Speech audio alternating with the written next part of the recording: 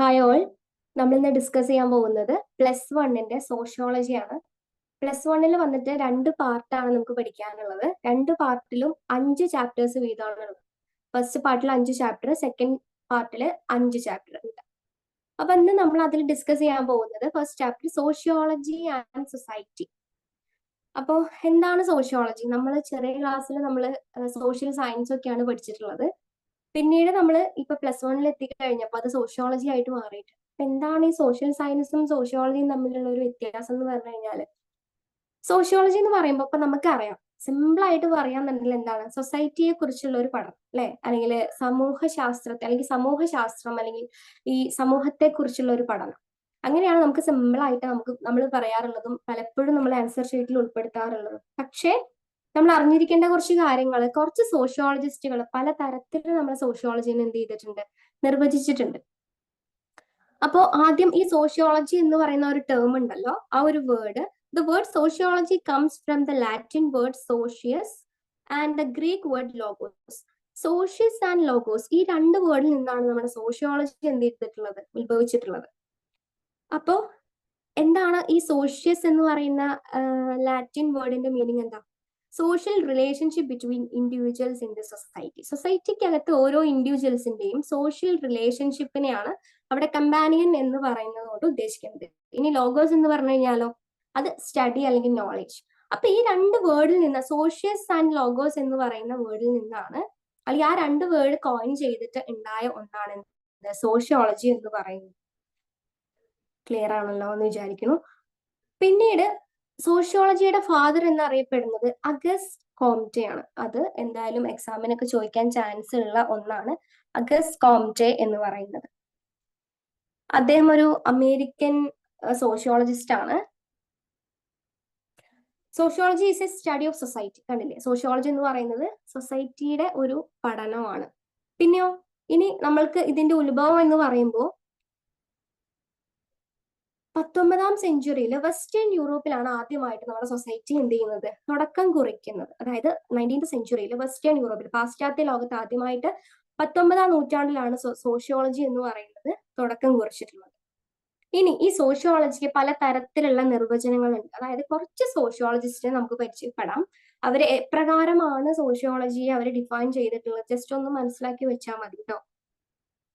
Max weber, നിങ്ങൾ കേട്ടിട്ടുണ്ടാവും, ഒരു ജർമ്മൻ സോഷ്യോളജിസ്റ്റ് ആണ് മാക്സ് വെബർ. അദ്ദേഹം സോഷ്യോളജിയെ എപ്രകാരമാണ് ഡിഫൈൻ ചെയ്തിട്ടുള്ളത്? സാമൂഹ്യ പ്രവർത്തനങ്ങളെ വ്യാഖ്യാനപരമായി മനസ്സിലാക്കുന്ന ഒരു ശാസ്ത്രമാണ് സോഷ്യോളജി എന്നാണ് മാക്സ് വെബർ നമുക്ക് പറഞ്ഞു തന്നിട്ടുള്ളത്. ഇനിയോ, ഹാരി എം ജോൺസൺ, അദ്ദേഹം സോഷ്യോളജി എപ്രകാരമാണ് ഡിഫൈൻ ചെയ്തിട്ടുള്ളത്? സാമൂഹ്യ ഗ്രൂപ്പുകളെ കുറിച്ചുള്ള ഒരു പഠനമാണ് സോഷ്യോളജി. ഈ സാമൂഹ്യ ഗ്രൂപ്പുകൾ എന്ന് പറയുമ്പോൾ ഏതൊക്കെയാണ്? നിങ്ങൾ കേട്ടിട്ടുണ്ടാവും, സമപ്രായക്കാര്, അതേപോലെ തന്നെ ഇപ്പോ സ്കൂളിലൊക്കെ ആണെങ്കിൽ നമ്മൾ ഫ്രണ്ട്സ് എന്ന് പറയും, അതിനിപ്പോ ടീച്ചേഴ്സിന്റെ ഒക്കെ ആണെങ്കിൽ നമ്മൾ കൊളീഗ്സ് എന്ന് പറയും. അത്തരത്തിലുള്ള സാമൂഹ്യ ഗ്രൂപ്പുകളെ കുറിച്ചുള്ള ഒരു പഠനമാണ് സോഷ്യോളജി എന്നാണ് ഹാരി എം ജോൺസൺ പറഞ്ഞിട്ടുള്ളത്. പിന്നീട് കിങ്സ്ലി ഡേവിസ്, അദ്ദേഹം ഒരു അമേരിക്കൻ സോഷ്യോളജിസ്റ്റ് ആണ്. അദ്ദേഹം എങ്ങനെയാ പറഞ്ഞിരിക്കുന്നത്? സമൂഹത്തെ കുറിച്ചുള്ള പൊതുശാസ്ത്രമാണ് സോഷ്യോളജി. അതായത് പൊതുശാസ്ത്രം എന്ന് പറയുമ്പോൾ സമൂഹത്തെക്കുറിച്ചുള്ള എല്ലാ കാര്യങ്ങളെ കുറിച്ചും പഠിക്കുന്നതാണ് sociology, according to Kingsley Davis. ഇനി ചില സോഷ്യോളജിസ്റ്റുകൾ എന്താ പറയുന്നത്? സോഷ്യോളജി സാമൂഹ്യ ബന്ധങ്ങളെ കുറിച്ചുള്ള അറിവാണെന്നും.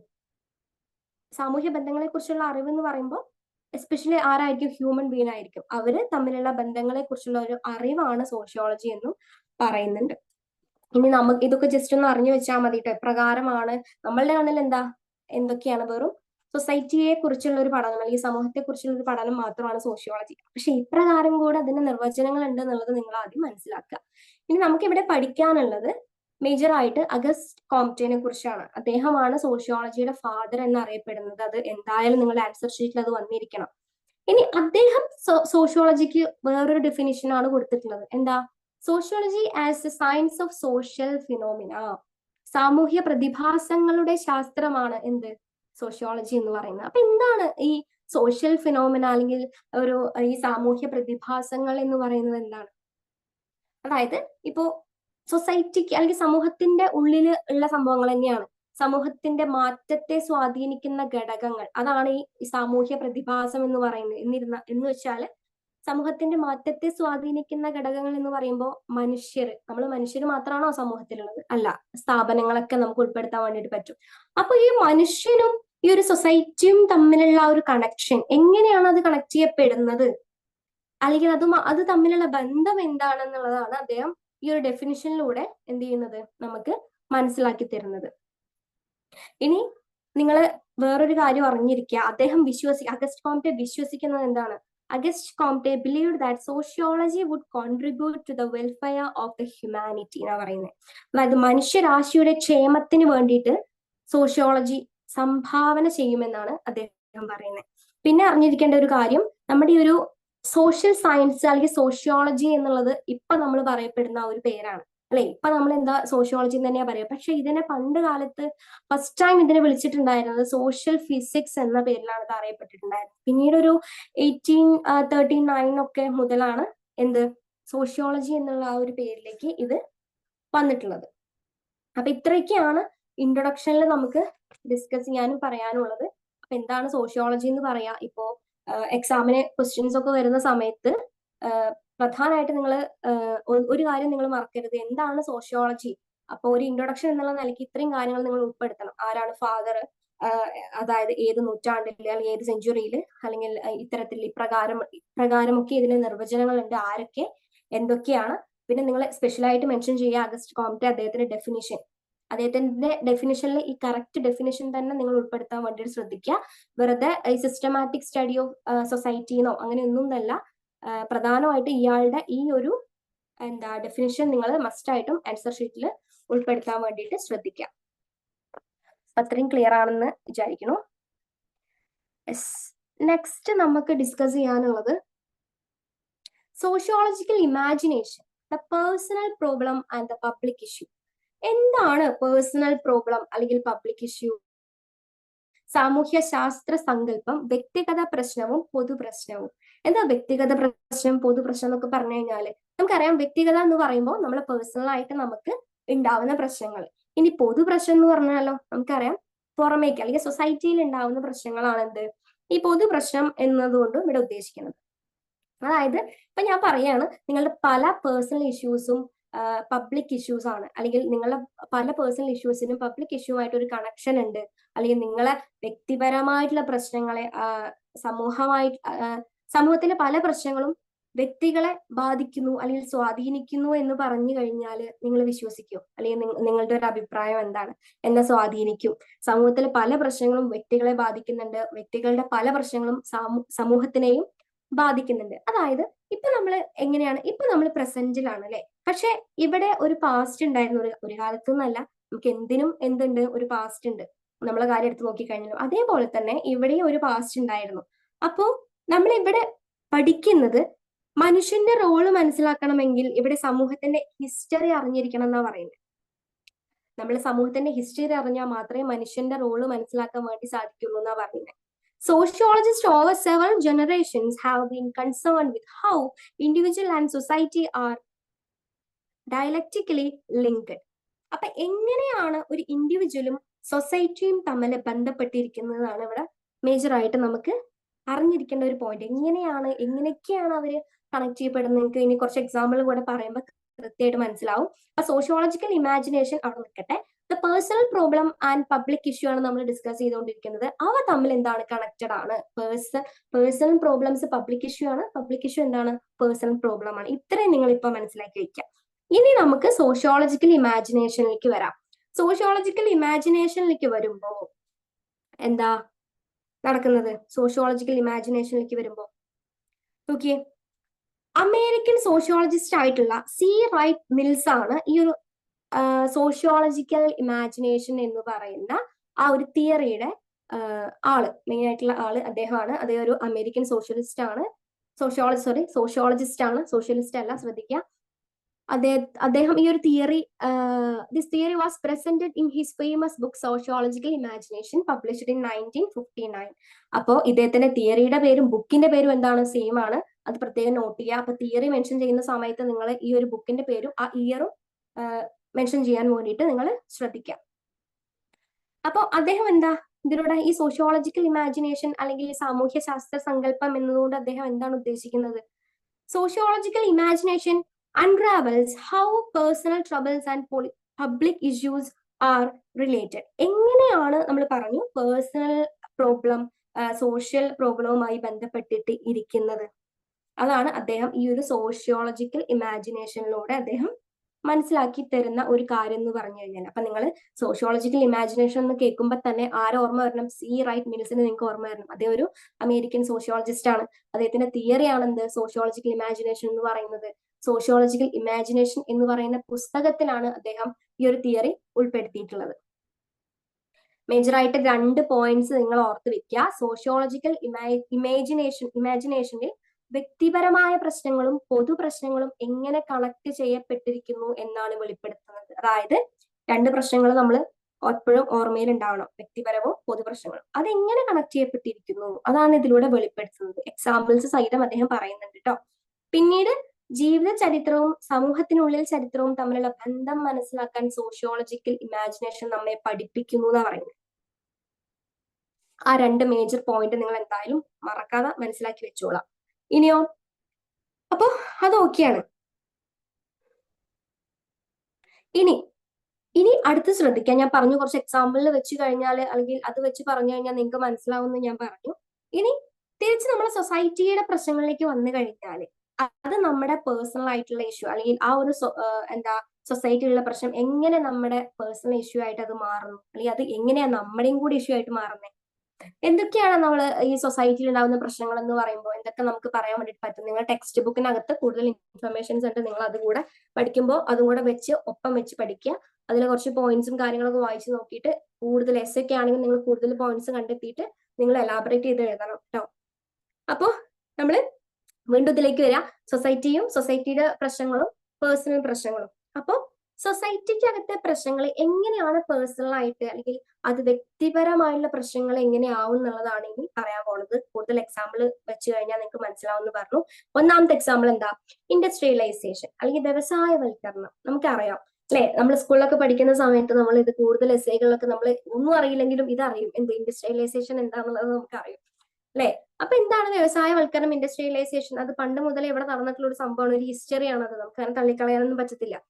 അപ്പൊ വ്യവസായവൽക്കരണം സൊസൈറ്റിയിൽ ഉണ്ടായ മാറ്റം, ആ സൊസൈറ്റിയിൽ ഉണ്ടായ ഒരു മാറ്റം എന്ന് വേണമെങ്കിൽ നമുക്ക് അതിനെ പറയാൻ വേണ്ടിട്ട് പറ്റൂട്ടോ. അപ്പൊ എങ്ങനെയാ ഇത്, എപ്രകാരമാണ് ഇതില് മാറ്റം ഉണ്ടായത്? നോക്കിയേ. അതായത് കർഷകർ എന്തായി മാറി? തൊഴിലാളികളായിട്ട് മാറി. ഫ്യൂഡൽ ലോഡ്സ് എന്തായിട്ട് മാറി? ബിസിനസ് മാൻ ആയിട്ട് മാറി എന്നാ പറയുന്നത്. അപ്പൊ ഈ ഇൻഡസ്ട്രിയലൈസേഷൻ എന്ന് കേൾക്കുമ്പോൾ അതൊരു എന്താണ്? പബ്ലിക് ഇഷ്യൂ ആണ് അല്ലെ. പബ്ലിക്, അതായത് സാമൂഹ്യ മാറ്റത്തിൽപ്പെട്ട ഒന്നാണ്. അപ്പോ ഈ ഇൻഡസ്ട്രിയലൈസേഷൻ കൊണ്ട് അല്ലെങ്കിൽ ഈ വ്യവസായവൽക്കരണം കൊണ്ട് ഈ ഹാൻഡ് മെയ്ഡ് ആയിട്ട് പല കാര്യങ്ങളും ഉണ്ടാക്കുന്ന ഒരു വിഭാഗം ജനത പണ്ട് കാലത്ത് ഉണ്ടായിരുന്നു. അപ്പോ ഈ ഒരു വ്യവസായവൽക്കരണം കൊണ്ട് എന്തൊക്കെ വന്നു? മെഷീൻസിന്റെ കാര്യങ്ങളൊക്കെ വന്നതോട് കൂടിയിട്ട് എന്തായിട്ട് മാറി? ഈ ഹാൻഡ് മെയ്ഡ് ആയിട്ട് ചെയ്യുന്ന ആളുകൾ, അവർക്കൊക്കെ ഇമ്പോർട്ടൻസ് എന്ത് ചെയ്തു? കുറഞ്ഞു. എല്ലാവരും എന്തിലേക്ക് മാറി? ഈ മെഷീൻസിന്റെ അല്ലെങ്കിൽ അതിനോടാണ് കൂടുതലായിട്ടും ഇൻട്രസ്റ്റ് കാണിച്ചിട്ടുണ്ടായിരുന്നത്. പിന്നെ പല കർഷകരും എന്തായിട്ട് മാറി? തൊഴിലാളികളായിട്ട് മാറി. ഫ്യൂഡൽ ലോഡ്സ് വൻ ബിസിനസ് മാൻ ആയിട്ട് മാറി. അപ്പൊ ഇതൊക്കെയാ പറയുന്നത്, ഇതൊക്കെ വൻ മാറ്റങ്ങളാണ്. അത് സൊസൈറ്റിക്ക് അകത്ത് ഉണ്ടായ മാറ്റങ്ങളാണെങ്കിൽ കൂടിയും ഓരോ ആളുകളെ അത് എപ്രകാരം ബാധിച്ചു നോക്കിയേ. കർഷകരെ സംബന്ധിച്ചിടത്തോളം അവർക്ക് എന്തായി? തൊഴിലാളികളായി. പാടത്ത് പണിയെടുക്കാൻ പറ്റുമോ? പിന്നെ ഇല്ല. പിന്നെ പറയേണ്ട കാര്യം എന്ന് വെച്ച് കഴിഞ്ഞാൽ ഹാൻഡ് മെയ്ഡ് ആയിട്ട് അല്ലെങ്കിൽ അല്ലെങ്കിൽ കൈ ഉപയോഗിച്ച് ചെയ്യുന്ന പല കാര്യങ്ങളും അവർക്ക് അവരെന്തായി? തൊഴിൽ രഹിതരായിട്ട് മാറുക ചെയ്തത്, എല്ലാവരും മെഷീൻസിനെ ആശ്രയിച്ചപ്പോ. അപ്പൊ ഈ ഇൻഡസ്ട്രിയലൈസേഷൻ എന്ന് പറയുന്നത് പ്രധാനമായിട്ടും പബ്ലിക് ഇഷ്യൂ ആണെങ്കിൽ കൂടിയും അത് ഓരോ വ്യക്തികളെയും വളരെയധികം ബാധിച്ചിട്ടുണ്ട്. അപ്പൊ ഒന്നാമത്തെ എക്സാമ്പിൾ ക്ലിയർ ആയി എന്ന് വിചാരിക്കുന്നു. രണ്ടാമത്തെ എക്സാമ്പിൾ ആണ് rise and fall of classes. എന്താണ് ക്ലാസസ് എന്ന് പറയുന്നത്? വർഗം അല്ലെ. നമുക്കൊക്കെ അറിയാം, നമ്മൾ പലപ്പോഴും പറയാറുണ്ട് ക്ലാസ്സും കാസ്റ്റും ഒന്നും ചോദിക്കരുത്, ജാതി മതം ഒന്നും ചോദിക്കരുത് എന്ന് പറയാറുണ്ട്. പക്ഷെ ഇപ്പോഴും എന്ത് നിലനിൽക്കുന്നുണ്ട്? ആ ഒരു കാറ്റഗറി അല്ലെങ്കിൽ ആ ഒരു ഡിസ്ക്രിമിനേഷൻ നമുക്ക് ഇവിടെ നിലനിൽക്കുന്നുണ്ട്. ഓക്കെ. ഇനി വർഗഘടനയിലെ മാറ്റം, അതും എന്ത് ചെയ്ത് പേഴ്സണലി അഫക്ട് ചെയ്യുന്ന ഒരു കാര്യം തന്നെയാണ്. എന്താണ്? A man is unemployed or employed. എന്താണ്? അതായത് വ്യക്തി തൊഴിലാളിയോ തൊഴിൽ രഹിതരോ ആവുന്നു അല്ലെ. കാരണം എന്താ? ലോവർ ക്ലാസ്, ഹൈ ക്ലാസ് എന്നുള്ള ഒരു സോഷ്യൽ ഡിവിഷൻ നമ്മുടെ സൊസൈറ്റിക്ക് അകത്ത് വന്നു പോയി കഴിഞ്ഞാൽ നമ്മളുടെ ഉള്ളിൽ തന്നെ ഉണ്ട്. ആ ലോവർ ക്ലാസ് ആണെങ്കിൽ അവർക്ക് ഇന്നതൊക്കെ, ഹൈ ക്ലാസ് ആണെങ്കിൽ അവർക്ക് ഇന്നതൊക്കെ എന്നുള്ള ഒരു കാറ്റഗറൈസേഷൻ ഉണ്ടല്ലോ, അത് ആ ഒരു മാറ്റം എന്ന് പറയുന്നതും വ്യക്തിപരമായ പ്രശ്നമാണ്, അത് സൊസൈറ്റിക്കകത്ത് ഉണ്ടാവുന്ന പ്രശ്നങ്ങളുമാണ്. ഇത് ക്ലിയർ ആയി എന്ന് വിചാരിക്കുന്നു. ഭരണഘടനയിലെ മാറ്റം ഒരു പബ്ലിക് ഇഷ്യൂ ആണെങ്കിൽ കൂടിയും അത് പേഴ്സണലിനെ എങ്ങനെ ബാധിക്കുന്നു? ഈ ക്ലാസ്സിലുള്ള ഡിസ്ക്രിമിനേഷൻ, അല്ലെങ്കിൽ കാസ്റ്റ് ആയാലും ക്ലാസ് ആയാലും അതിലുള്ള ഹൈ ക്ലാസ് ലോവർ ക്ലാസ് എന്നുള്ള ആ ഒരു സംഭവം. ഇനി മൂന്നാമത് വന്നിട്ട് വേരിയേഷൻസ് ഇൻ ഇൻവെസ്റ്റ്മെന്റ് റേറ്റ്സ് ആണ്. എന്താണ്? നിക്ഷേപ നിരക്കിലുള്ള മാറ്റങ്ങൾ എങ്ങനെയാണത്? അതായത് ഒരാൾ ആവേശം കൊള്ളുകയോ അല്ലെങ്കിൽ നിരാശപ്പെടുകയോ ചെയ്യുന്നു എന്ന് പറഞ്ഞു കഴിഞ്ഞാൽ എന്താ? ഇപ്പൊ നമ്മൾ ഒരു ബിസിനസ്, അപ്പൊ നിങ്ങൾ ഒരു ബിസിനസ് തുടങ്ങുകയാണ്, അത് വൻ തോതിൽ അത് വിജയിച്ചു കഴിഞ്ഞാൽ എന്താണ്? നിങ്ങൾക്ക് ഭയങ്കര സന്തോഷമാണ്. നേരെ മറിച്ച് അത് പൊട്ടുക മീൻസ് അത് ആകെ തകർന്ന് തരിപ്പണമായി കഴിഞ്ഞാൽ, ആകെ അടച്ചുപൂട്ടേണ്ട അവസ്ഥ വന്നു കഴിഞ്ഞാൽ നിങ്ങൾക്ക് എന്താ? തീർച്ചയായിട്ടും നിങ്ങൾക്ക് സങ്കടം തന്നെയാ. അതന്നെയാ പറയുന്നത്. എന്ത്? ഈ ഒരു പബ്ലിക് ഇഷ്യൂ അത് എങ്ങനെയാണ് നിങ്ങളെ വ്യക്തിപരമായിട്ട് അത് അങ്ങനെയും ബാധിക്കാൻ ചാൻസ് ഉണ്ട്. പിന്നെ പറയുന്നത് വാറാണ്. എന്താ? യുദ്ധം എന്ന് പറഞ്ഞു കഴിഞ്ഞാല് നമ്മളെ സൊസൈറ്റിക്കകത്ത് പല പ്രശ്നങ്ങളും ഉണ്ടാക്കുന്ന ഒരു സംഭവമാണ് സമൂഹത്തിനകത്ത്. അതായത് ഇപ്പോ വാറില് ഇങ്ങനെ പല ആളുകളെയും നഷ്ടപ്പെടുന്ന ആളുകൾ ഉണ്ടാവും. അങ്ങനെ ഇപ്പൊ നമുക്ക് ലേറ്റസ്റ്റ് ആയിട്ട് നമുക്ക് പറയാം, ഇപ്പോഴത്തെ ഉരുൾപൊട്ടൽ വയനാട്ടിലെ കാര്യങ്ങളൊക്കെ നമുക്ക് പറയാമെന്നല്ല, നമ്മൾ ചിന്തിച്ചാൽ മനസ്സിലാക്കാൻ പറ്റും. അതിൽ കുറെ പേർക്ക് അച്ഛനെ നഷ്ടപ്പെട്ട്, കുറെ പേർക്ക് അമ്മമാരെ നഷ്ടപ്പെട്ടിട്ടുണ്ട്. അപ്പോ അച്ഛൻ നഷ്ടപ്പെട്ട മക്കളെയൊക്കെ അമ്മമാരാണ് കഷ്ടപ്പെട്ട് നോക്കുക. അത് അവരെ സംബന്ധിച്ചിടത്തോളം ഭയങ്കര പ്രയാസമേറിയ കാര്യങ്ങളാണ്.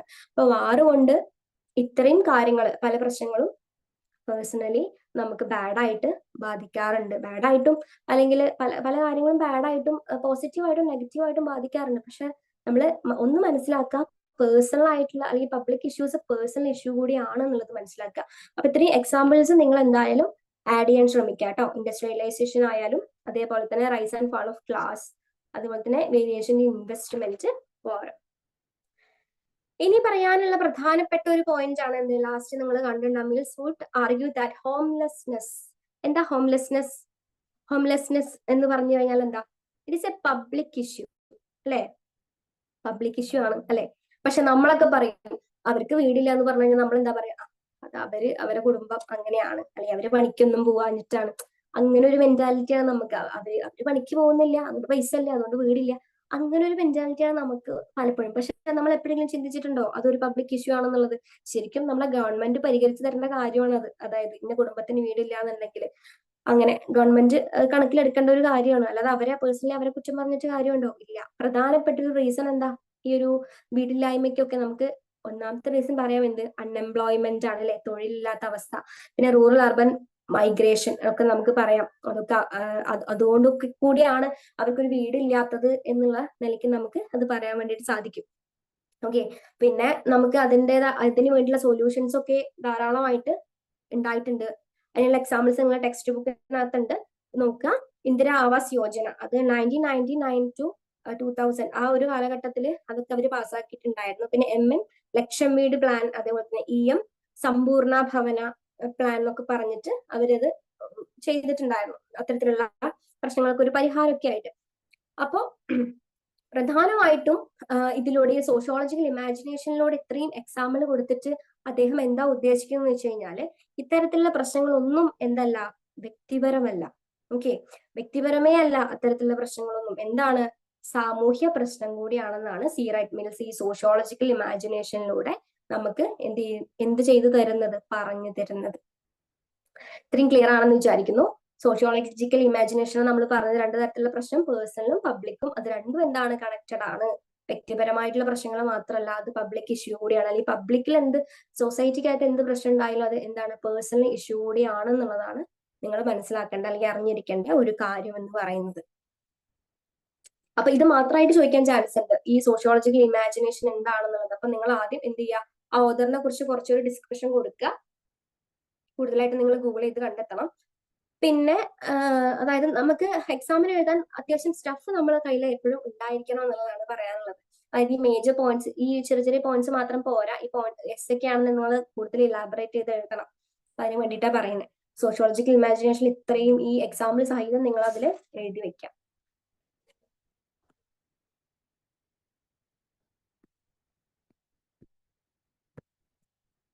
നെക്സ്റ്റ് നമ്മൾ പറയുന്ന കാര്യം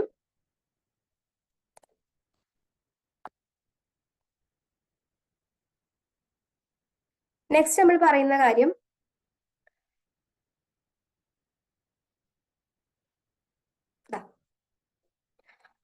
pluralities and inequalities among the societies. എന്താ സംഭവം? എന്താ പ്ലൂറാലിറ്റീസ് ആൻഡ് ഇൻഇക്വാളിറ്റീസ് എന്നൊക്കെ പറഞ്ഞു കഴിഞ്ഞാല്, പ്ലൂറാലിറ്റീസ് എന്ന് പറയുമ്പോൾ എന്താണ്? സമൂഹത്തിലെ ബഹുത്വവും അസമത്വവും എന്നാ പറയുന്നത്. അപ്പോ എന്താ പ്ലൂറാലിറ്റീസ് എന്ന് പറഞ്ഞാൽ, ബഹുത്വങ്ങൾ എന്ന് പറഞ്ഞു കഴിഞ്ഞാൽ എന്താ സംഭവം? അതായത് നമ്മുടെ ഈ ഒരു സമകാലീന ലോകത്ത് നമ്മൾ ഒന്നിലധികം സമൂഹത്തിൽപ്പെട്ട ആളാണെന്ന് പറഞ്ഞാൽ നിങ്ങൾ വിശ്വസിക്കുമോ? വിശ്വസിക്കണം. കാരണം പറഞ്ഞു കഴിഞ്ഞാല് നമ്മളിപ്പോ ഇപ്പൊ ഒരു എക്സാമ്പിൾ ഞാൻ പറയുകയാണെങ്കിൽ, ഇപ്പൊ നമ്മൾ ദുബായിൽ പോയി, അപ്പൊ അവിടെ ചെന്ന് കഴിഞ്ഞാൽ നിങ്ങൾ ആരാണെന്ന് ചോദിച്ചു കഴിയുമ്പോൾ നമ്മൾ പറയോ, ഇപ്പൊ നിങ്ങൾ പെരിന്തമണ്ണ ഭാഗത്തു നിന്ന് ഉള്ള ഒരാളാണ്, അപ്പൊ നിങ്ങൾ ദുബായി ചെന്നിട്ട് പറയും ഞാൻ പെരിന്തമണ്ണയിൽ നിന്നാണ് വരുന്നത് പറയോ? ഒരിക്കലും നമ്മൾ പറയില്ല. എന്താ നമ്മൾ പറയാ? ഞാൻ ഇന്ത്യക്കാരനാണെന്ന് പറയും, അല്ലെ? നേരെ മറിച്ച് ഡൽഹിയിലാണ് പോണതെന്നുണ്ടെങ്കിലോ നമ്മൾ പറയോ ഈ പറഞ്ഞ പോലെ? അപ്പൊ നമ്മൾ എന്താ പറയാ?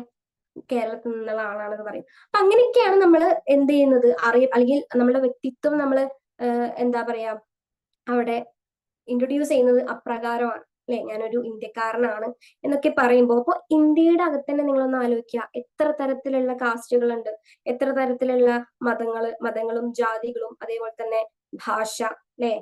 വംശങ്ങള്, എത്ര തരത്തിലുള്ള ലാംഗ്വേജ്, ഭാഷകള്, എല്ലാം തന്നെ എല്ലാം വൈവിധ്യമാർന്ന ഒരു രാജ്യമാണ് നമ്മുടെ ഇന്ത്യ എന്ന് പറയുന്നത്, അല്ലെ? അപ്പൊ അങ്ങനെ ഈ ഒരു വൈവിധ്യം എന്ന് പറയുമ്പോൾ പല സോഷ്യോളജിസ്റ്റിനും സമൂഹ വിശകലനത്തിൽ എവിടെ അവരുടെ ശ്രദ്ധ കേന്ദ്രീകരിക്കണം എന്നതിൽ അവർക്ക് വളരെയധികം പ്രയാസം ഉണ്ടായിരുന്നു എന്നാ പറയുന്നത്. അത്രയും ബുദ്ധിമുട്ടുകൾ അവര് ഫേസ് ചെയ്തിട്ടുണ്ടായിരുന്നു. കാരണം ഇത്തരത്തില് ഈ വൈവിധ്യം ഉൾക്കൊള്ളുന്ന നമ്മുടെ ഈ ഒരു ഇന്ത്യ പോലത്തെ ഒരു രാജ്യത്ത് പല സോഷ്യോളജിസ്റ്റുകളും എവിടെ ശ്രദ്ധ കേന്ദ്രീകരിക്കണം എന്നതിൽ, അല്ലെങ്കിൽ എവിടെ ഞാൻ ശ്രദ്ധിക്കണം എന്നതിൽ അവർ വളരെയധികം പ്രയാസപ്പെട്ടു എന്നാ പറയുന്നത്. അപ്പൊ തന്നെ നമുക്ക് മനസ്സിലാക്കാം എത്രത്തോളം വൈവിധ്യം നിറഞ്ഞ ഒരു രാജ്യമാണ് നമുക്ക് ഇവിടെ എന്നുള്ളത്. അപ്പൊ നിങ്ങളുടെ ടെക്സ്റ്റ് ബുക്കിനകത്ത് കൊടുത്തിട്ടുണ്ട്, മഹാചിത്രകാരനായിട്ടുള്ള അല്ലെങ്കിൽ മഹാചലച്ചിത്രകാരനായിട്ടുള്ള സത്യജിത് റായ് തന്റെ ചലച്ചിത്രത്തിൽ സമൂഹത്തിലെ ഏത് സവിശേഷതകളിലാണ് ശ്രദ്ധ കേന്ദ്രീകരിക്കേണ്ടത് എന്നതിനെ കുറിച്ച് ആശയപ്പെട്ടിട്ടുണ്ടെന്നാ പറയുന്നത്. കാരണം എന്താ? അത്രത്തോളം വൈവിധ്യം നിറഞ്ഞ ഒരു സ്ഥലമാണ് ഇവിടെ എന്ന് പറയുന്നത്. ഓക്കെ, അപ്പോ പ്ലൂറാലിറ്റീസ് ആൻഡ് ഇൻഇക്വാളിറ്റീസ് ഇത്രയേ ഉള്ളൂ. മേജറായിട്ട് നമ്മൾ ശ്രദ്ധിക്കേണ്ട കാര്യങ്ങൾ ഇവിടുത്തെ വൈവിധ്യത്തെ കുറിച്ചാണ് നമ്മൾ പ്രധാനമായിട്ടും ഫോക്കസ് ചെയ്യേണ്ടത്. അപ്പോ ഇങ്ങനെയൊക്കെയാണെങ്കിലും ഇവിടെ എന്താണെന്നാ പറയുന്നത്? ഇൻഇക്വാളിറ്റീസ്, അല്ലെ? ഇൻഇക്വാളിറ്റീസ് എന്താണ്? നിലനിൽക്കുന്നുണ്ട് ഇല്ലേ? നോക്കിക്കേ, എന്താ ഇൻഇക്വാളിറ്റീസ്? അസമത്വം എന്നാ പറയുന്നത്. എന്താ അസമത്വം എന്ന് പറഞ്ഞു കഴിഞ്ഞാല്, ഇന്ത്യൻ എക്കണോമിസ്റ്റ് ആയിട്ടുള്ള ഫിലോസഫർ കൂടി ആയിട്ടുള്ള അമർത്യാസനെ കുറിച്ച് കേട്ടിട്ടുണ്ടോ? നിങ്ങളുടെ ടെക്സ്റ്റ് ബുക്കിനകത്ത് ഫോട്ടോ സഹിതമുണ്ട്. അപ്പൊ അദ്ദേഹത്തെ കുറിച്ച് കൂടുതൽ നിങ്ങൾ ഗൂഗിൾ ചെയ്യുക കേട്ടോ, അപ്പൊ മനസ്സിലാവും. Amartya Sen perhaps illustrated that inequality is central to differences among societies. എന്താണ്? സിമ്പിൾ ആയിട്ട് പറഞ്ഞു കഴിഞ്ഞാല് അസമത്വം, ഇൻഇക്വാളിറ്റി എന്ന് പറയുന്നത് സൊസൈറ്റിക്കകത്ത് വ്യത്യാസങ്ങൾ കൊണ്ടുവരുന്നുണ്ട് എന്നാണ്. Inequality create differences in societies. സൊസൈറ്റിക്കകത്ത് ഇൻഇക്വാളിറ്റി എന്ത് ചെയ്യുന്നുണ്ട്? ഡിഫറൻസ് കൊണ്ടുവരുന്നുണ്ട് എന്നാണ് അമർത്യാസൻ പറയുന്നത്. അതായത് ഇപ്പൊ കുറച്ച് എക്സാമ്പിൾസ് അദ്ദേഹം പറയുന്നുണ്ട്. എന്താണ്? Some Indians are rich, most are not. ചില ഇന്ത്യക്കാർ എങ്ങനെയാ? വളരെയധികം റിച്ച് ആണ്, ചിലവരോ അധികം റിച്ച് ഒന്നല്ല. അപ്പൊ നമുക്ക് അപ്പുറത്തും അല്ലെങ്കിൽ നമ്മുടെ സൊസൈറ്റിക്കായിട്ട് ഇറങ്ങി കഴിഞ്ഞാൽ കാണാൻ ചിലർക്ക് വലിയ വീടാണ്, അല്ലെ? അപ്പൊ അവരെന്താ ഭയങ്കര റിച്ച് ഫാമിലിയാ. എന്നാൽ ചെറിയ വീടുള്ളവരുണ്ട്, എന്താണ് അവര് അതിനല്ലാത്തവരുണ്ട്. പിന്നെ ഇന്ത്യൻ സൊസൈറ്റിനെ കുറിച്ചാട്ടോ പറയുന്നത്. Some are educated, other are not. ചിലരെന്താണ്? ഇല്ലിറ്ററേറ്റ് ആണ്, ചിലർക്ക് ഭയങ്കര വിദ്യാഭ്യാസ. പിന്നെയോ ചിലര് വളരെ ഈസി ആയിട്ടുള്ള ജീവിതമാണ് നയിച്ചു വരുന്നത്. മറ്റു ചിലരോ ലക്ഷറി ആയിട്ടുള്ളതാണ്. പിന്നെയോ some are treated with respect by the police, other are not. ചിലരെങ്ങനെയാണ്? അല്ലെങ്കിൽ ചിലരൊക്കെ പോലീസുകാർക്ക് ഭയങ്കര ബഹുമാനം ചിലരുടെ അടുത്ത്, പക്ഷെ ചിലരുടെ അടുത്താണെങ്കിൽ അവരൊന്നും കൺസിഡർ ചെയ്യുന്നില്ല. അപ്പോ അമർത്യാസൻ പറഞ്ഞു വരുന്നത് എന്തെന്ന് വെച്ച് കഴിഞ്ഞാല് ഇത്തരത്തിലുള്ള കാര്യങ്ങളൊക്കെ, അതായത് കുറച്ചു പേർക്ക് ഓപ്പർച്യൂണിറ്റീസ് എന്താണ് അറിയിക്കുന്നില്ല, കുറച്ചു പേർക്ക് എന്നാൽ ഓപ്പർച്യൂണിറ്റീസ് വേണ്ട വിധം കിട്ടുന്നുണ്ട്. അപ്പൊ ഇത്തരത്തിലുള്ള പ്രശ്നങ്ങൾക്കൊക്കെ, അല്ലെങ്കിൽ ഇത്തരത്തിലുള്ള പ്രശ്നങ്ങളെ നമ്മൾ തള്ളിക്കളയാൻ പാടില്ല. ഇത്തരത്തിലുള്ള പ്രശ്നങ്ങൾ നമ്മൾ കൺസിഡർ ചെയ്യേണ്ടതുണ്ട്, അതിനെക്കുറിച്ച് ചിന്തിക്കേണ്ടതുണ്ട്. അങ്ങനെ തള്ളിക്കളയാൻ പറ്റിയ ഒരു സംഭവമല്ല ഇത് ഇത്തരത്തിലുള്ള പ്രശ്നങ്ങൾ എന്നാണ് അമർത്യാസൻ നമ്മളടുത്ത് പറഞ്ഞു തരുന്നത്. അപ്പൊ മനസ്സിലാക്കുക, പ്ലൂറാലിറ്റീസ് ആൻഡ് ഇൻഇക്വാളിറ്റീസ് എമംഗ് സൊസൈറ്റീസ് എന്ന് പറയുമ്പോൾ അവിടെ എന്തുകൊണ്ട് ഇൻഇക്വാളിറ്റീസും കൂടി ഉണ്ട്. അത് നിങ്ങൾ മനസ്സിലാക്കി വെക്കുക. ഈ ഒരു പോയിന്റ് വരുമ്പോൾ രണ്ടും കൂടെ കണക്ട് ചെയ്തിട്ട് എഴുതാം. അപ്പൊ ഇൻഇക്വാളിറ്റിയിൽ നിങ്ങൾ എന്തായാലും അമർത്യാസനെ ഉൾപ്പെടുത്തിയിട്ട് വേണം ഈ പറഞ്ഞിട്ടുള്ള എക്സാമ്പിൾ സഹിതം എഴുതാൻ. ഈ പ്ലൂറാലിറ്റീസിൽ നമ്മൾ വരുമ്പോൾ ഈ ഇദ്ദേഹത്തിനെ കുറിച്ചൊക്കെ എന്തായാലും മെൻഷൻ ചെയ്യുക. ആര്? സത്യജിത് റോയിനെ കുറിച്ചൊക്കെ എന്തായാലും മെൻഷൻ ചെയ്യാം. അപ്പൊ ഇത്രയും ക്ലിയർ ആണെന്ന് വിചാരിക്കുന്നു.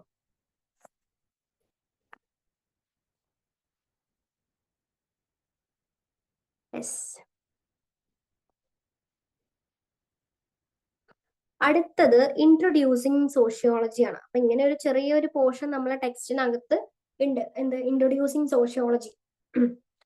നോക്കിക്കേ, എന്താണ് ഇൻട്രൊഡ്യൂസിങ് സോഷ്യോളജി? അതായത് നമ്മൾ പറഞ്ഞു സോഷ്യോളജിയെ കുറിച്ച് ചോദിച്ചു കഴിഞ്ഞാൽ നിങ്ങൾക്ക് എല്ലാം എഴുതാമെന്നല്ല, കുറച്ച് കാര്യങ്ങൾ നമ്മൾ തുടക്കത്തിൽ പറഞ്ഞിട്ടുണ്ടായിരുന്നു. എന്താണ് സോഷ്യോളജി നിർവചനങ്ങൾ പ്രധാനമായിട്ടും നമുക്ക് ആദ്യം ഇങ്ങനെ എഴുതാം, സിസ്റ്റമാറ്റിക് സ്റ്റഡി ഓഫ് സൊസൈറ്റി ആണെന്ന് എഴുതാം. അത് കഴിഞ്ഞിട്ട് അഗസ്റ്റ് കോംറ്റെ ആണ് കേട്ടോ വരേണ്ടത്.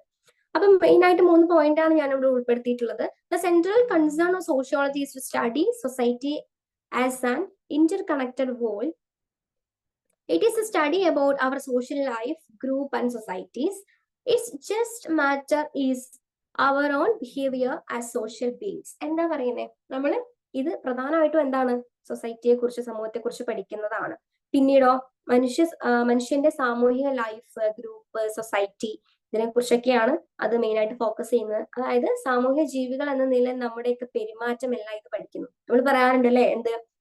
Human is A social animal എന്ന് പറയാറുണ്ട് അല്ലെ, ഒരു സാമൂഹ്യ ജീവിയാണ് മനുഷ്യര്. നമ്മൾ അങ്ങനെ ഒരു നമ്മൾ കേട്ടിട്ടുണ്ട്. അപ്പൊ അവയെ കുറിച്ചുള്ള ഒരു പഠനം അല്ലെങ്കിൽ അവ തമ്മിലുള്ള പെരുമാറ്റം, ഇതൊക്കെയാണ് ഈ ഒരു സോഷ്യോളജി ഡിസ്കസ് ചെയ്യുന്നത്. അപ്പൊ ഇന്ന് ഇത്രയും മതി. ഞാൻ എടുത്തതൊക്കെ ഒന്ന് ഷോർട്ടായിട്ട് പറഞ്ഞുതരാം. നമ്മൾ ആദ്യം ഫസ്റ്റ് ചാപ്റ്റർ ആണ് എന്താണ് സോഷ്യോളജി ആൻഡ് സൊസൈറ്റി. അതിൽ എന്താണ് സോഷ്യോളജി എന്ന് ചോദിച്ചു കഴിഞ്ഞാൽ അതൊരു സിസ്റ്റമാറ്റിക് സ്റ്റഡി ഓഫ് സൊസൈറ്റി ആണ്. പിന്നെ 19ാം നൂറ്റാണ്ടിലെ വെസ്റ്റേൺ യൂറോപ്പ്, ആ ഒരു കാലഘട്ടത്തിൽ 19th സെഞ്ചുറിയിൽ വെസ്റ്റേൺ യൂറോപ്പിലാണ് ആദ്യമായിട്ട് സോഷ്യോളജി എന്ന വിഷയം തുടക്കം കുറിച്ചത്. അഗസ്റ്റ് കോംറ്റെ ആണ് ഫാദർ ഓഫ് സോഷ്യോളജി എന്ന് അറിയപ്പെടുന്നത്. പിന്നെ സോഷ്യോളജിക്ക് പല സോഷ്യോളജിസ്റ്റുകളും കുറച്ച് നിർവചനങ്ങളൊക്കെ കൊടുത്തിട്ടുണ്ട്. അതൊക്കെ ജസ്റ്റ് ഒന്ന് അറിഞ്ഞ് ഇരിക്കുക. പിന്നെ അഗസ്റ്റ് കോംറ്റെയുടെ ഡെഫിനിഷൻ നോക്കുക, അദ്ദേഹം എന്താണ് സോഷ്യോളജി എന്നതുകൊണ്ട് ഉദ്ദേശിക്കുന്നത്. പിന്നെ നമ്മൾ പറഞ്ഞ ഒരു പോയിന്റ് ആണ്, പണ്ട് സോഷ്യൽ ഫിസിക്സ് എന്നായിരുന്നു, പിന്നീട് സോഷ്യോളജി ആയി. പിന്നെ നമ്മൾ പഠിച്ചത് sociological imagination, the personal problem and public issue ആണ്. അത് ഇമ്പോർട്ടന്റ് ആണ്, എന്തായാലും എക്സാമിന് വരുന്ന ഒന്നാണത്. അപ്പൊ നിങ്ങൾ അത് മനസ്സിലാക്കുക, എന്താണ് ആ ഒരു ടേം, എന്താണ് പേഴ്സണൽ പ്രോബ്ലം, പബ്ലിക് ഇഷ്യൂ. പേഴ്സണലും പബ്ലിക്കും എന്താണ്, ആ രണ്ട് പ്രോബ്ലംസ് എന്താണ് തമ്മിൽ വളരെയധികം കണക്റ്റഡ് ആണ്. അതായത് ഒന്നും ഒരു പേഴ്സണലി അല്ലെങ്കിൽ വ്യക്തികളിൽ മാത്രം ഒതുങ്ങി നിൽക്കുന്നില്ല, അല്ലെങ്കിൽ സമൂഹത്തിലുള്ള പ്രശ്നം സമൂഹത്തിൽ മാത്രം ഒതുങ്ങി നിൽക്കുന്നില്ല, അത് രണ്ടും കണക്റ്റഡ് ആണ് എന്നുള്ളത് പറയാം. പിന്നെ സി റൈറ്റ് മിൽസ് അല്ലെ, സോഷ്യോളജിക്കൽ ഇമാജിനേഷൻ എന്ന് പറയുന്ന ഒരു തിയറിയാണ്. അദ്ദേഹത്തിന്റെ ബുക്കിലെ സോഷ്യോളജിക്കൽ ഇമാജിനേഷൻ എന്ന് പറയുന്ന ബുക്കിലാണ് ആ തിയറി അദ്ദേഹം കൊടുത്തിട്ടുള്ളത്. എന്താണ് ആ തിയറി എന്താണെന്ന് ചോദിച്ചു കഴിഞ്ഞാൽ പ്രധാനമായിട്ടും ഒന്നുമില്ല, വ്യക്തിപരമായിട്ടുള്ള പ്രശ്നങ്ങളും പൊതുപ്രശ്നങ്ങളും എങ്ങനെ കണക്ട് ചെയ്യപ്പെട്ടിരിക്കുന്നു, മാത്രമല്ല ജീവിത ചരിത്രവും സമൂഹത്തിനുള്ളിലെ ചരിത്രവും തമ്മിലുള്ള ഒരു ബന്ധം മനസ്സിലാക്കുക, അത്രയേ ഉള്ളൂ. അതാണ് ഈ ഒരു സോഷ്യോളജിക്കൽ ഇമാജിനേഷൻ നമ്മളെ പഠിപ്പിക്കുന്നത്. പിന്നെ നമ്മൾ പറയേണ്ട കാര്യം എന്താണ്, ഈ സൊസൈറ്റിയുടെ പ്രശ്നങ്ങൾ എങ്ങനെയാണ് പേഴ്സണൽ പ്രശ്നങ്ങളാവുന്നത്. അപ്പൊ നിങ്ങൾ അത് ജസ്റ്റിഫൈ ചെയ്യണം. എങ്ങനെയാണ് സൊസൈറ്റിയിൽ ഒരു പ്രശ്നം ഉണ്ടായാൽ അത് നമ്മളെ ബാധിക്കുന്ന, അല്ലെങ്കിൽ ഓരോ പേഴ്സണെയും എങ്ങനെ ബാധിക്കുന്നു എന്നുള്ളത് നിങ്ങൾ സമർത്ഥിക്കണം നിങ്ങളുടെ ആൻസർ ഷീറ്റിൽ. അപ്പൊ അതിന് വേണ്ടിയിട്ട് നമുക്ക് കുറച്ച് എക്സാമ്പിൾസ് ഒക്കെ അദ്ദേഹം തരുന്നുണ്ട്. എന്താ? ഇൻഡസ്ട്രിയലൈസേഷൻ ഞാൻ പറഞ്ഞു, വർഗ ഘടനയിലെ മാറ്റം, അതേപോലെ തന്നെ ഹോംലെസ്നെസ് ഒക്കെ നമുക്ക് അതിൽ ഉൾപ്പെടുത്താവുന്നതേ ഉള്ളൂ. അപ്പൊ അത്തരത്തിലുള്ള എക്സാമ്പിൾ ഒക്കെ വെച്ച് നിങ്ങൾ എഴുതാം. പിന്നീട് നമ്മൾ പറയേണ്ട ഒരു കാര്യം പ്ലൂറാലിറ്റീസ് ആൻഡ് ഇനീക്വാളിറ്റീസ്. അപ്പൊ പ്ലൂറാലിറ്റീസ് ആൻഡ് ഇനീക്വാളിറ്റീസ് എമംഗ് സൊസൈറ്റീസ് എന്ന് പറയുമ്പോൾ നിങ്ങൾ രണ്ടും ഉൾപ്പെടുത്തണം കേട്ടോ. പ്ലൂറാലിറ്റീസും ഇനീക്വാളിറ്റീസും സെപ്പറേറ്റ് ആയിട്ട് തന്നെ നമ്മൾ എഴുതാൻ വേണ്ടിയിട്ട് ശ്രമിക്കുക. അങ്ങനെയാകുമ്പോൾ കുറച്ചുകൂടി, അല്ലെങ്കിൽ പഠിക്കുമ്പോഴും അത് സെപ്പറേറ്റ് ചെയ്ത് പഠിക്കുക. അപ്പൊ കുറച്ചുകൂടി ഓർമ്മയിൽ നിൽക്കാനും പഠിക്കാനും കുറച്ചുകൂടി സുഖമാണ്. അപ്പൊ പ്ലൂറാലിറ്റീസ് എന്ന് പറഞ്ഞു കഴിഞ്ഞാൽ നമ്മളിപ്പോ ഇന്ത്യയെ ആലോചിച്ചാൽ മതി, വൈവിധ്യങ്ങൾ നിറഞ്ഞിട്ടുള്ള ഒന്നാണ്. വൈവിധ്യം എന്ന് പറയുമ്പോൾ എപ്രകാരത്തെ ഏത് തരത്തിലുള്ള വൈവിധ്യം? പലതരത്തിലും, ഭാഷ, മതം, ജാതി, വംശങ്ങള്, ഇതൊക്കെ പല പല വൈവിധ്യങ്ങൾ നിറഞ്ഞൊരു ഇടാണത്. അപ്പൊ അത്തരത്തിലുള്ള വൈവിധ്യം കൊണ്ട് സോഷ്യോളജിസ്റ്റിൽ പലതും അനുഭവിച്ചിട്ടുണ്ട്, അല്ലെങ്കിൽ അവർക്ക് എവിടെ ശ്രദ്ധ കേന്ദ്രീകരിക്കണം എന്നതിൽ അവർ ധാരാളം ആശങ്കപ്പെട്ടിട്ടുണ്ട്. അത്തരത്തിലുള്ള കാര്യങ്ങൾ അതിൽ പറയുന്നുള്ളൂ. പിന്നെ ഇൻഇക്വാളിറ്റീസ് പറയുമ്പോൾ ആരെ ഓർക്കണം? നമ്മുടെ അമർത്യാസനെ നിങ്ങൾ ഓർക്കുക, മറന്നു പോകരുത്. അദ്ദേഹത്തെ എന്തായാലും നിങ്ങൾ മെൻഷൻ ചെയ്യണം. അദ്ദേഹം എന്താ കുറച്ച് എക്സാമ്പിൾസ് ഒക്കെ പറഞ്ഞിട്ടുണ്ട്, ടെക്സ്റ്റ് ബുക്കിനകത്തുണ്ട്, കൂടുതലായിട്ട് നിങ്ങൾ നോക്കണം. ഇന്ത്യയിലെ ചിലരെന്താ പണക്കാര്, ചിലര് ഭയങ്കര പാവപ്പെട്ടവര്, പോലീസൊക്കെ ആണെങ്കിലും ചിലരെ മാത്രം കൺസിഡർ ചെയ്യുന്നു, ചിലരെ കൺസിഡർ ചെയ്യുന്നില്ല. ചിലർക്ക് നല്ല വിദ്യാഭ്യാസമാണ്, ചിലർ ഇലിറ്ററേറ്റ് ആണ്, പിന്നെ ചിലർ ലക്ഷറി ലൈഫാണ് ആസ്വദിക്കുന്നത്, ചിലരോ വളരെയധികം ഈസി ആയിട്ടുള്ള ലിവിങ് ആണ് ചിലർക്കുള്ളത്. അപ്പൊ ഇന്നീക്വാളിറ്റീസും പ്ലൂറാലിറ്റീസും നമ്മൾ പറഞ്ഞു കഴിഞ്ഞു. ലാസ്റ്റ് ആയിട്ടുള്ള ചെറിയൊരു പോയിന്റ് എന്ന് പറയുന്നത് ഇൻട്രൊഡ്യൂസിങ് സോഷ്യോളജി ആണ്. അങ്ങനെ വന്നു കഴിഞ്ഞാൽ തന്നെ നിങ്ങൾക്ക് ഈ ഇത്തരത്തിലുള്ള കാര്യങ്ങളൊക്കെ എഴുതാം കേട്ടോ. അഗസ്റ്റ് കോംപ്റ്റിനെ നിങ്ങൾ എന്തായാലും മറക്കരുത്. അപ്പോ ഇൻട്രൊഡ്യൂസിങ് സോഷ്യോളജിയിൽ പറയാനുള്ളത് എന്താണ്, സമൂഹത്തെ കുറിച്ചുള്ള ഒരു പഠനം, പിന്നെ അതേപോലെ തന്നെ മനുഷ്യന്റെ സാമൂഹിക ലൈഫ്, ഗ്രൂപ്പ്സ്, സൊസൈറ്റി, ഇതിനൊക്കെ അത് എന്ത് ചെയ്യുന്നുണ്ട്, കൺസിഡർ ചെയ്യുന്നുണ്ട്, പരിഗണിക്കുന്നുണ്ട്. അതിനെ കുറിച്ച് നമുക്ക് പറഞ്ഞു തരുന്നുണ്ട്. പ്രധാനമായിട്ടും സാമൂഹിക ജീവികൾ എന്ന നിലയിൽ മനുഷ്യന്മാരുടെ പെരുമാറ്റത്തെ കുറിച്ചൊക്കെയാണ് അത് പഠിക്കുന്നത്. അപ്പൊ ഇത്രയാണ് ഇന്നത്തെ ക്ലാസ്സിൽ നമ്മൾ നോക്കിയത്. അപ്പൊ എല്ലാവർക്കും മനസ്സിലായി എന്ന് വിചാരിക്കുന്നു. Thank you.